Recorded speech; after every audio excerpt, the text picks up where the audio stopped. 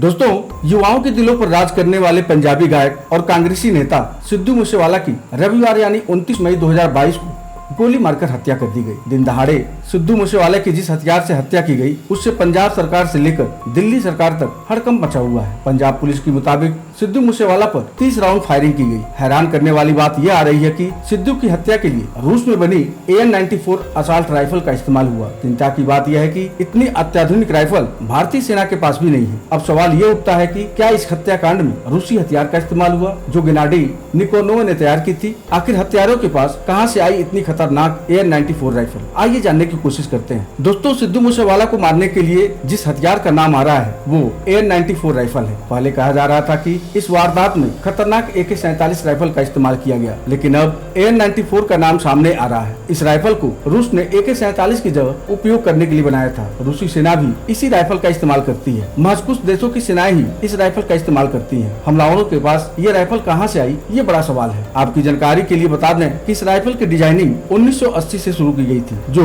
1994 में पूरी हुई थी। इसे चीफ डिजाइनर गेनाडी निकोनोव ने बनाया है। इन्होंने ही पहले निकोनोव मशीन गन बनाई थी। यह असॉल्ट राइफल 1997 से लगातार रूस के सैन्य बलों में सेवा दे रही है। इसके अलावा यह हथियार कुछ ही देशों के पास है। इस राइफल की लंबाई 37.1 इंच है। इसके बैरल की लंबाई 15.9 इंच है। ये इतनी खतरनाक है कि ऑटोमेटिक मोड में हर मिनट 600 राउंड गोलियां दागती है। गोलियों की गति 900 मीटर प्रति सेकेंड है। मतलब राइफल से 2 गोलियों के निकलने के समय का अंतर माइक्रो सेकेंड में होता है। अब इस घटना से एक बात तो साफ हो गई कि उक्त प्रदेश में कानून व्यवस्था पूरी तरह से चरमरा चुकी है। अपराधियों को कानून का कोई डर नहीं है। प्रदेश सरकार बुरी तरह विफल साबित हुई है। AN-94 राइफल प्रदेश में कहां से आई, ये बड़ा सवाल है, क्योंकि भारतीय सेना भी इस राइफल का इस्तेमाल नहीं करती। अब इस पूरे मामले का खुलासा जांच के बाद ही हो सकेगा कि आखिर क्या है इस मर्डर की पूरी सच्चाई।